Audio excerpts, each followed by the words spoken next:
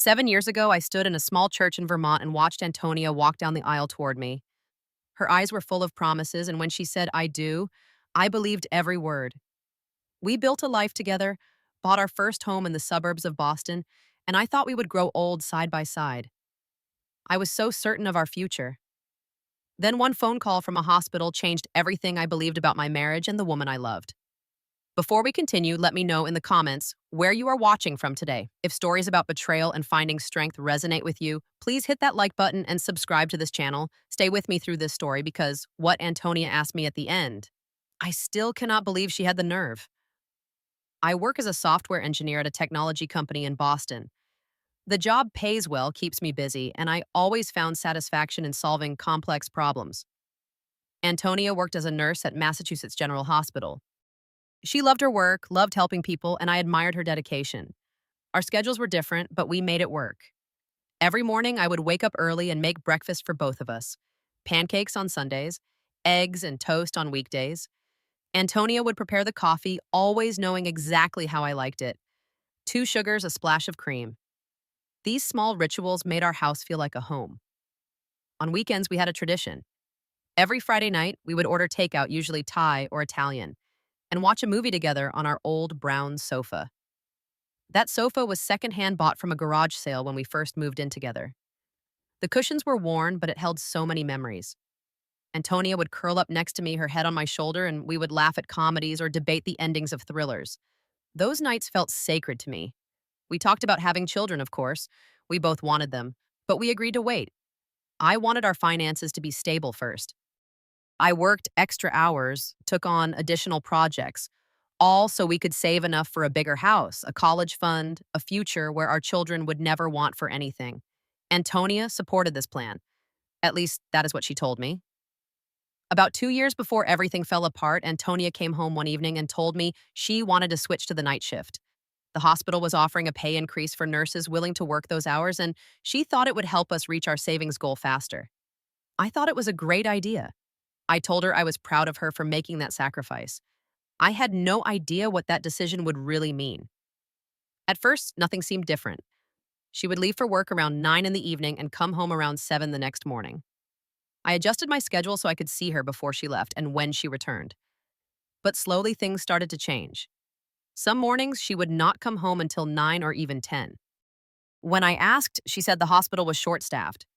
They needed her to stay late. I believed her because I had no reason not to.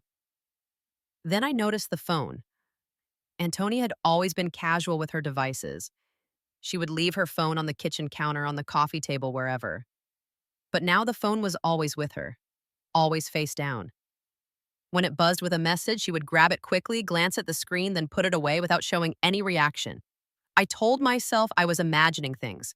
My wife was not hiding anything. I was just tired, stressed from work. I pushed the thoughts away. One night, I woke up around 3 in the morning. My throat was dry and I needed water. I walked out of our bedroom and saw a glow coming from the living room. Antonia was sitting on the sofa, her face lit by her phone screen. She was smiling, not just smiling, but giggling softly at something she was reading. When she heard my footsteps, she looked up with wide eyes, almost startled. "Who are you texting at this hour?" I asked, trying to keep my voice light. "Oh, just a coworker," she said quickly. "Megan sent some funny memes from the hospital. You know how night shifts get boring." I nodded and went to get my water, but something sat heavy in my chest. Antonia had never been the type to stay up texting. She valued her sleep more than anyone I knew, and the way she had looked at me like a child caught doing something wrong stayed with me long after I went back to bed. I wish I had trusted my instincts that night. I wish I had asked more questions. But I loved her, and love makes you blind to things you do not want to see. 6 months after I noticed those first strange signs, Antonia came home from work with a different kind of glow. She walked into the kitchen where I was making coffee and wrapped her arms around me from behind. "I have something to tell you," she said, her voice trembling with what I thought was excitement. I turned around to face her. "What is it?" She held up a white stick with 2 pink lines. "We are going to have a baby." I cannot describe what I felt in that moment. After 7 years of marriage, 7 years of waiting and planning and dreaming, it was finally happening. I picked her up and spun her around the kitchen. I called my parents, then her parents. Everyone was overjoyed. My mother cried on the phone. My father told me he was proud of me, that I would be a great dad. We started preparing immediately. I painted the spare bedroom a soft yellow because we wanted to keep the gender a surprise. We bought a crib, a changing table, tiny clothes that seemed impossibly small. Every time I looked at those little socks and onesies, my heart swelled with anticipation. But sometimes when I looked at Antonia, I saw something in her eyes that did not match the joy we were supposed to be feeling. She would stare out the window for long minutes, her hand on her belly, a distant expression on her face. When I asked if she was okay, she would smile and say she was just nervous. First time mother jitters, she called it. I accepted that explanation because it made sense. Pregnancy is scary. Becoming a parent is terrifying. Of course, she was anxious. Then came the phone call that shattered my world. I was at my desk at work reviewing code for a project deadline when my cell phone rang. The number was unfamiliar, a Boston area code, but not one I recognized. Normally, I would let unknown calls go to voicemail, but something made me answer. Hello, is this Antonia's husband? The voice was female, hesitant. Yes, this is he. Who is this? My name is Megan. I work with Antonia at the hospital. I I need to tell you something. I cannot keep this secret anymore. My conscience will not let me. My heart started pounding. I gripped the phone tighter. What secret? What are you talking about? Antonia has been having an affair for over a year now with one of the doctors here, a man named Derek. Everyone in our department knows.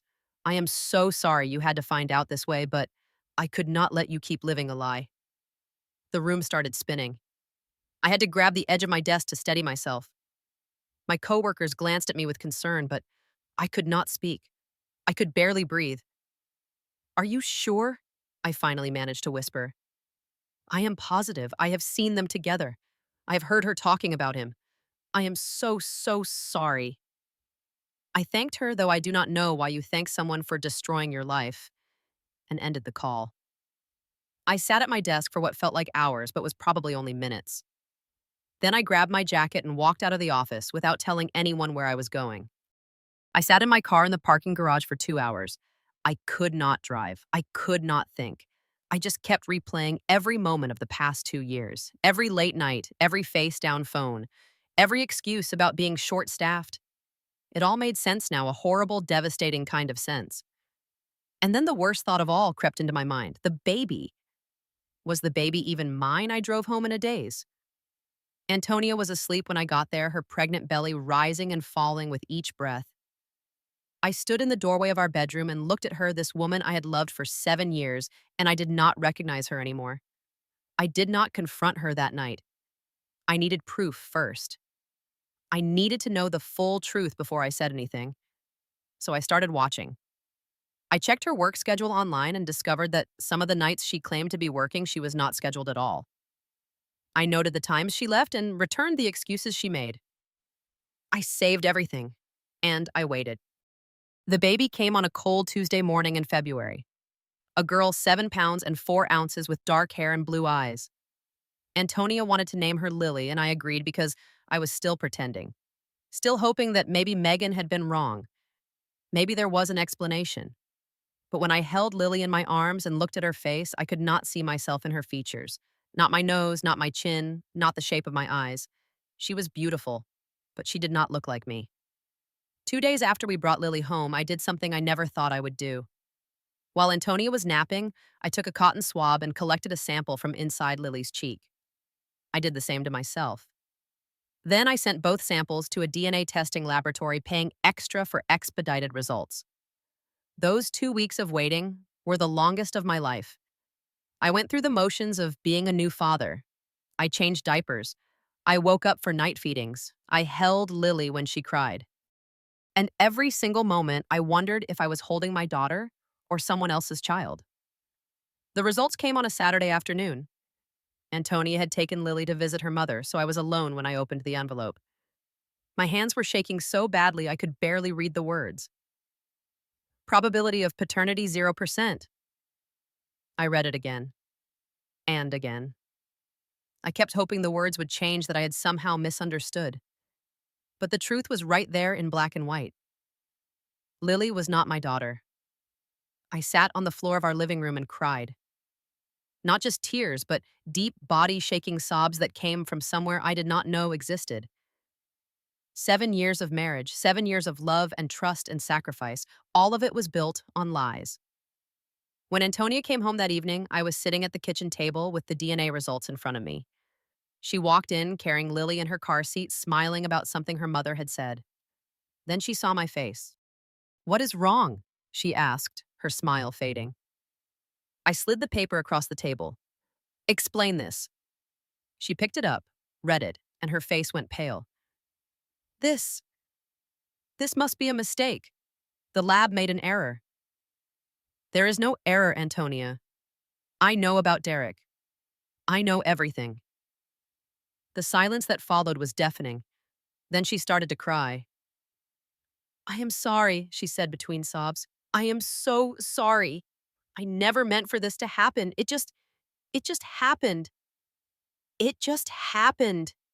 For over a year. You just happened to sleep with another man for over a year. You were never home." She shot back, her sorrow suddenly turning to anger. "You were always working. I was lonely. I needed someone who was there for me." I could not believe what I was hearing. She was blaming me for her affair. I'd worked those extra hours for us, for our future, for the family I thought we were building. And she was using that against me. "What about Derek?" I asked. "Does he know about the baby?" She looked away. "He knows, but he does not want anything to do with her. He has his own family. He said it would ruin his marriage. So he gets to walk away and I'm supposed to what? Raise his child, pretend none of this happened. I made a mistake," she pleaded. "Can we not just move past this for Lily's sake?" I stood up from the table. "I need to think. I cannot be here right now." I packed a bag and drove to my friend Marcus's apartment. He did not ask questions when I showed up at his door looking like a ghost. He just let me in, handed me a beer, and sat with me in silence while I tried to process the destruction of everything I had built. A week later, I contacted a divorce attorney. Her name was Patricia, a sharp woman in her 50s who had seen cases like mine before. She walked me through my options, explained the legal process, and assured me that I had strong grounds for divorce. When Antonia received the divorce papers, she called me 17 times in one day. Her messages alternated between tearful apologies and furious accusations. She said I was abandoning her. She said I was being cruel. She said I would regret this. But it was her final call that left me speechless. "I talked to a lawyer," she said, her voice cold and calculating. "And he told me something interesting. Even if you are not the biological father, you were there when Lily was born. You acted as her father. In some states, that makes you legally responsible. So, I am asking you, should I make you pay child support?" I hung up without answering. But her words echoed in my head for days. She had betrayed me in the worst possible way, and now she wanted me to pay for it. Literally. Patricia assured me that Antonia's threat was mostly empty. Because I had never signed the birth certificate and because I had DNA evidence proving I was not the father, I had no legal obligation to pay child support. But Antonia was determined to fight. She hired her own lawyer, a man who tried to argue that my presence during the pregnancy and birth constituted an acceptance of parental responsibility. It was a weak argument, and we both knew it. But Antonia was desperate. Derek had made it clear he wanted nothing to do with her or Lily. Her parents, devout Catholics, were horrified by the scandal and had distanced themselves. She was alone and she was scared. The court proceedings lasted 3 months. I provided evidence of the affair, including text messages between Antonia and Derek that I had discovered on a shared cloud account she had forgotten about. The messages were explicit, detailing their meetings, their feelings for each other, their plan. Reading them in court was humiliating but necessary. The judge ruled in my favor. I had no obligation to pay child support. Furthermore, because Antonia's infidelity was documented and undeniable, the division of assets favored me. I kept the house, though I knew I would sell it. I could not live there anymore, but I was not done. I had saved Derek's information from the text messages. I knew where he lived, where his wife worked, their children's names. For weeks, I debated what to do with this information. Part of me wanted to let it go, to walk away and start fresh. But another part of me could not let Derek escape without consequences. He had helped destroy my marriage. He had fathered a child he refused to acknowledge, and he was living his life as if nothing had happened. I sent the evidence to his wife, Samantha. All of it. The messages, the timeline, everything. Samantha called me 2 days later. She was crying, but she thanked me. She had suspected something was wrong for months, but could never prove it. Now she had proof. She filed for divorce the following week and demanded that Derek take a paternity test and accept responsibility for Lily. Derek lost everything. His wife, half his assets, his reputation at the hospital, and finally he had to acknowledge that Lily was his daughter and begin paying child support. The same child support Antonia had wanted from me was now coming from the man who actually owed it. Antonia reached out to me one last time after Derek's divorce was finalized. She did not apologize. She did not ask for forgiveness. She simply said, "I hope you are happy now." I did not respond. The first few months after the divorce were brutal. I sold the house and moved into an apartment in downtown Boston. It was smaller, quieter, but it felt empty in a way that had nothing to do with furniture. I would come home from work and just sit in the dark, unable to muster the energy to turn on a light or make dinner. Marcus saved me. He showed up at my apartment 3 times a week sometimes, with food, sometimes with gym clothes, sometimes with nothing but his presence. He dragged me to workout sessions when I wanted to stay in bed. He took me hiking on weekends when I wanted to disappear. He never pushed me to talk, but he was always there when I needed to. I also started seeing a therapist, a kind man named Dr. Reynolds, who specialized in trauma and relationship issues. At first, I was skeptical. I'd always believed that therapy was for people with serious problems, not for regular guys going through a divorce. But Dr. Reynolds helped me understand that what I had experienced was a serious problem. Betrayal trauma, he called it. And it was okay to need help processing it. Slowly, I started to heal. I stopped blaming myself for Antonia's choices. I stopped wondering what I could have done differently. I began to understand that her affair was about her insecurities, her decisions, her failures. It was never a reflection of my worth as a husband or a man. At work, I threw myself into a major project that had been lingering for months. I worked long hours again, but this time it was different. I was not running away from something. I was running towards something, a future I could build for myself. When the project launched successfully, I was promoted to senior engineer. My boss said I'd shown remarkable resilience. I did not tell him what had fueled that resilience. 6 months after the divorce was finalized, I was sitting in a coffee shop near my office when a woman at the next table asked if she could borrow my phone charger. Her name was Hannah. She had warm brown eyes and a laugh that made the whole room feel brighter. We talked for an hour that first day about nothing important, just coffee and weather and favorite books. I have seen Hannah a few times since then. We are not dating, not yet. I am not ready for that. But when I am with her, I feel something I thought Antonia had killed forever. Hope. I do not know what the future holds. I do not know if Hannah will be part of it or if she is just a pleasant chapter in my recovery. But I know one thing for certain. I will never let anyone treat me the way Antonia did. I deserve honesty. I deserve loyalty. I deserve love that does not come with conditions or lies. Sometimes I think about Lily. She is innocent in all of this, a child who did not ask to be born into such chaos. I hope she grows up happy. I hope Derek steps up and becomes a real father to her. I hope Antonia finds whatever she was looking for when she destroyed our marriage. But those hopes are distant now, like watching clouds pass over a horizon that no longer belongs to me. There is a saying I heard once. Sometimes the person you would take a bullet for is the one behind the trigger. Antonia pulled that trigger. She aimed at my heart and fired. But getting shot does not mean you have to die. You can bleed, you can fall, and then you can get back up. You can heal. You can walk again. And you can walk away stronger than you ever were before. If you made it to the end of this story, I want to ask you something. Have you ever been betrayed by someone you trusted completely? How did you find the strength to move forward? Share your thoughts in the comments below. Your story might help someone else who is going through the same thing. If this story resonated with you, please hit the like button and share it with someone who might need to hear it. And if you have not already, subscribe to this channel so you do not miss more stories about resilience, healing, and finding your way back to yourself. Thank you for listening. thank you for being here. I wish you strength in whatever battles you are facing and peace in whatever storms you are weathering. You are not alone. You never were.